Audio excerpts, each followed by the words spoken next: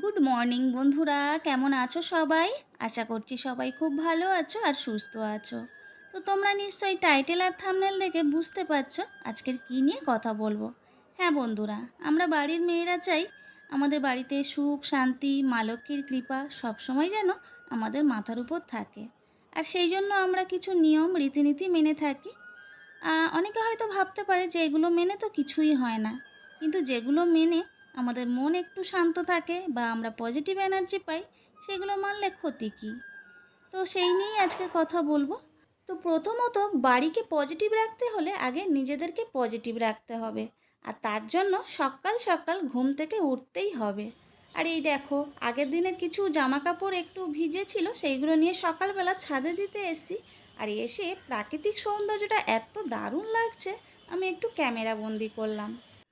তো এরপর বাড়িতে ফিরে এলাম, এসে মেন গেটের সামনে বা সদর দরজাটায় ভালো করে ঝাড়ু দিয়ে নিচ্ছি। প্রথমে কিন্তু সকালবেলা আমি একটু ছড়া দিয়ে নিয়েছি, জল ছড়া, তোমরা অনেকে গঙ্গা জলও ছড়া দিয়ে নিতে পারো। আর তারপরে কিন্তু এই মেন গেটের সামনটা বা সদর দরজাটা ভালো করে ঝাড়ু দিতে হবে। আমরা সামনে এই যে পাপোশ বা কার্পেট রাখি, এটা কিন্তু নোংরা হতে দিলে চলবে না। তাতে পাপোশ যদি নাই রাখো, না রাখতে পারো, কিন্তু নোংরা হলে চলবে না, প্রতিদিন এটাকে ঝেড়ে পরিষ্কার করে নিতে হবে। আর তারপরে তোমরা যাদের বাড়ি, তোমরা এক মগ জল নিয়ে সদর দরজাটাকে ভালো করে ধুয়ে দিতে পারো। তো আমাদের তো ফ্ল্যাট, ওই জন্য আমরা একটু মুছে দিলাম। আর প্রতি পূর্ণিমায় তোমরা একটু হলুদ জল করে সদর দরজাটাকে ধুয়ে দিতে পারো বা মুছে নিতে পারো। কেননা এই সদর দরজা দিয়েই কিন্তু যত পজিটিভ এনার্জি বা মা লক্ষ্মী এই গৃহে প্রবেশ করে থাকে। তাই সদর দরজাটা সব সময় আমাদের ক্লিন রাখতে হবে। এরপরে কাজ হলো বাসি বিছানা তোলা বা বিছানাটা একটু ঝেড়ে ডাস্টিং করে ক্লিন করে নেওয়া। আর সেই সঙ্গে ঘরের পর্দাগুলোকে সরিয়ে সূর্যের আলো যাতে ঘরের মধ্যে প্রবেশ করে সেটা দেখতে হবে। আসলে আমরা তো শুনেছি যে মা লক্ষ্মী রাত্রে সারা ঘরবাড়ি ঘুরে বেড়ান, তারপরে রান্নাঘরে যান। সেই জন্য আমরা রাত্রে বাসনপত্রগুলো ভালো করে মেজে রান্নাঘরটা পরিষ্কার রাখি। যেমন মা লক্ষ্মী থাকেন, তেমন কিন্তু অনেক নেগেটিভ এনার্জিও ঘরের মধ্যে রাত্রে এদের আবির্ভাব হয়।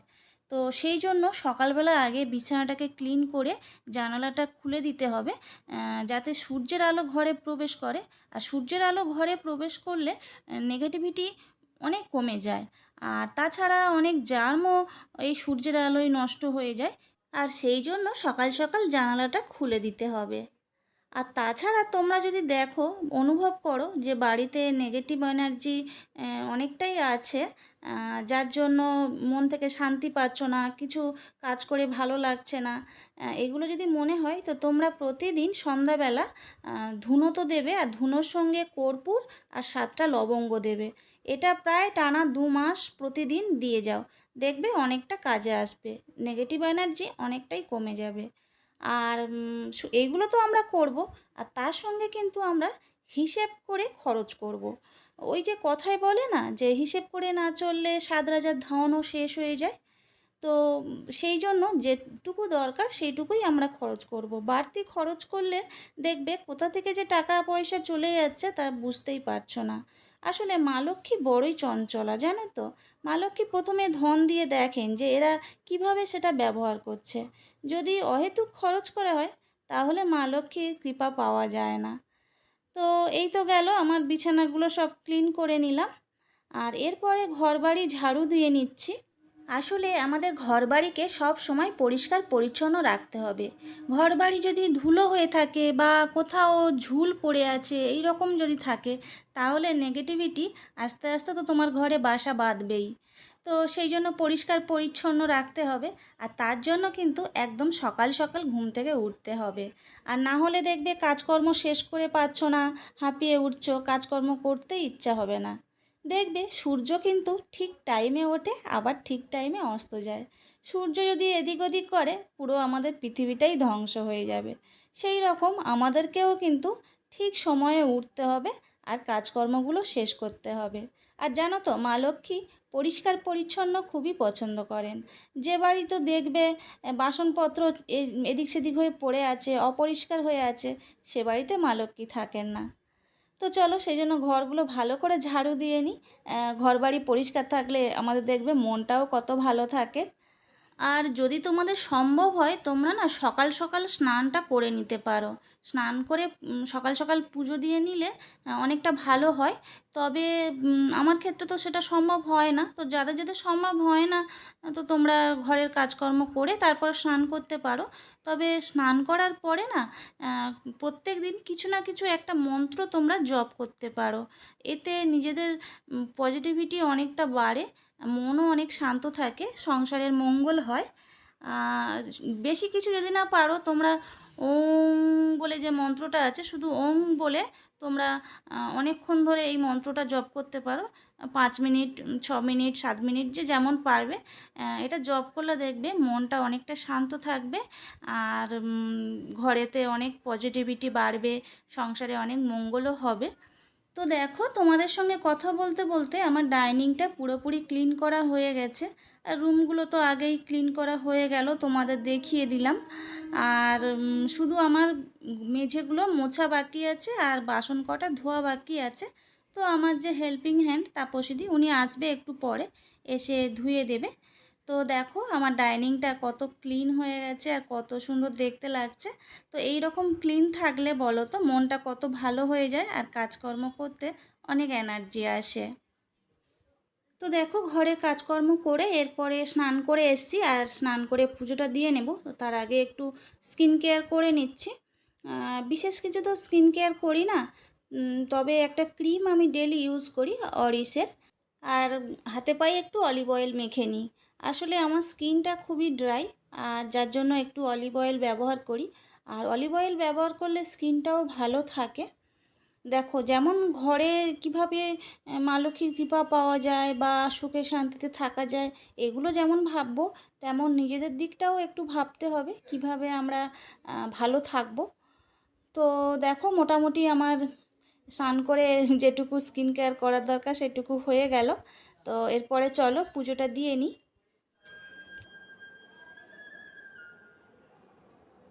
আমরা পুজোর সময় যে সাদা চন্দন ইউজ করি, এই সাদা চন্দনের উপকারিতা অনেক। আমরা যেমন এই সাদা চন্দন তুলসী পাতায় লাগিয়ে আমরা নারায়ণের পায়ে দিই বা কৃষ্ণের পায়ে দিই, ঠিক তেমনি এই সাদা চন্দন আমরা যদি পুজোর সময় কপালে টিপের মতো লাগাই, তাহলে আমাদের দেহ মন শুদ্ধ হয়, মন অনেক শান্ত থাকে, অনেক উপকার পাওয়া যায়। তো এরপরে দেখো আমি তুলসী গাছে জল দিয়ে নিচ্ছি। আর এই তুলসী গাছ প্রত্যেকটা হিন্দু বাড়িতে থাকে। আর দেখবে যদি বাড়িতে তুলসী গাছ না হয় তাহলে জানবে যে বাড়িতে নিশ্চয়ই কোনো নেগেটিভিটি আছে। তো আমি যখন কলকাতায় আসি তখন থেকে কিন্তু আমার বাড়িতেও তুলসী গাছ হতো না। তো জানি না এইসব রীতিনীতি করার জন্য নাকি এখন আবার ঠিক হয়েছে, তুলসী গাছ হচ্ছে। আর এই দেখো আজকের হচ্ছে মঙ্গলবার, আর আজকের আমি দুধ জাল দিয়ে এই যে দুধ উতলে ওঠে এইটা খানিকক্ষণ দাঁড়িয়ে দেখব। আর এইটা দেখলে কি হয়, সংসারে আয় বৃদ্ধি ঘটে। এটা একটা দিদিভাইয়ের ব্লগ থেকে আমি দেখেছিলাম। ওই দিদিভাইয়ের নাম শ্রাবণী, ওনার চ্যানেলের নাম বং শ্রাবণী। ওনার ব্লগ আমি দেখি, ভালো লাগে। আর দেখো এরপরে আমি ডিমের তরকারি বসিয়ে দিয়েছি। আজকে ডিম ভেজে তরকারি করছি। আসলে আমার ছেলে ডিম সিদ্ধ করে তরকারিটা খুব একটা পছন্দ করে না, ও ভাজা ডিম পছন্দ করে। আর ফ্রিজের মধ্যে একটু চচ্চড়ি আছে, ওই জন্য আজকে আর কিছু করব না। আর এদিকে তাপসীদি যে বাসনগুলো ধুয়ে দিয়ে গেছিলো সেইগুলো অনেকটা জল ঝরে গেছে, তো ভাবলাম এগুলো তুলে দিই। আর কয়েকটা বাসন বেরিয়েছে রান্না করার সময়, ওইগুলো একটু ধুয়ে দেব। তো চলো বাসনগুলো আগে তুলে রাখি।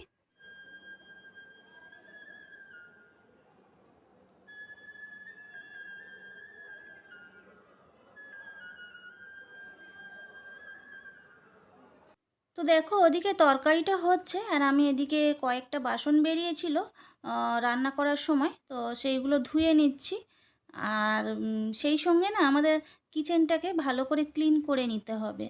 রান্না করার পরে পরেই যদি তুমি ক্লিন করে নাও তাহলে এই রান্না করার সময় যে মাছ করলে যে মানে মাছের গন্ধ বা যে কোনো রান্না করার পর যে স্মেলটা হয় সেটা আর থাকবে না, রান্নাঘরটা পরিষ্কার পরিচ্ছন্ন থাকবে। আর রান্নাঘর পরিষ্কার পরিচ্ছন্ন থাকলে দেখবে মা লক্ষ্মীর কৃপা সবসময় তোমার উপরে থাকবে। ঘরবাড়ি যেমনই হোক না কেন, সে মাটির হতে পারে বা পাকার হতে পারে, যার যেমন ক্ষমতা সেই অনুযায়ী যেমন ঘর আছে সেটাকে সুন্দরভাবে সাজিয়ে গুছিয়ে পরিষ্কার পরিচ্ছন্ন করে রাখতে হবে, এই হলো মোট কথা। তো টাকা পয়সা থাকলেই যে সে সুখী হবে সেরকম নাও হতে পারে। সুখ শান্তি সংসারে হলো আলাদা জিনিস। তো এই সুখ শান্তি বজায় রাখার জন্য যেটুকু করা দরকার, ওই নিয়ম রীতিনীতি এইটুকুই আমি করি। আর বেশি কিছু করতে পারি না পারি, তো যেটুকু জানি সেটুকু তোমাদেরকে বললাম। তো আমার মা কাকিমারা অমাবস্যা পূর্ণিমা এগুলোতে অনেক নিয়ম কানুন সব রীতিনীতি পালন করে, কিন্তু আমি অত কিছু পারি না। তো মোটামুটি যেটুকু আমি করি সেইটুকু তোমাদেরকে তুলে ধরলাম। তো কেমন লাগলো অবশ্যই বলো। আর দেখো এদিকে রান্না হয়ে গেছে, তো কিচেনটা আমি ক্লিন করে নিচ্ছি, আর ওদিকে তরকারিটা একদম সিমে রেখে দিয়েছি। আর দেখো এদিকে সব সিঙ্ক, তারপরে এদিকে অল্প কিছু বাসন টাসন ছিল, সমস্ত কিছু ধুয়ে কিচেনটা একদম ক্লিন করে নিয়েছি। আর এই কিচেনটা হচ্ছে আমাদের মেন, এখানে একদম পরিষ্কার পরিচ্ছন্ন রাখতে হবে সব সময়। আর এই দেখো তোমাদের দাদাভাই কাল রাত্রে না, মানে অফিস থেকে ফেরার পথে এই তালশাঁস বিক্রি হচ্ছিলো, নিয়ে এসছে। তো এগুলো ফ্রিজে ছিল, আজকে বের করলাম। তো ভাত খাওয়ার পরে এগুলো খাওয়া হবে। তো সেই সঙ্গে আজকের ব্লগটাও এখানে শেষ করব। তো তোমাদের কেমন লাগলো আজকের ব্লগটা অবশ্যই জানিও। আর যদি ভালো লেগে থাকে তাহলে চ্যানেলটা প্লিজ সাবস্ক্রাইব করে দিও, লাইক করে দিও আর শেয়ার করে দিও। আর যে সমস্ত বন্ধুরা অলরেডি সাবস্ক্রাইব করে দিয়েছো তোমাদের জানাই অসংখ্য ধন্যবাদ। এভাবে পাশে থেকো।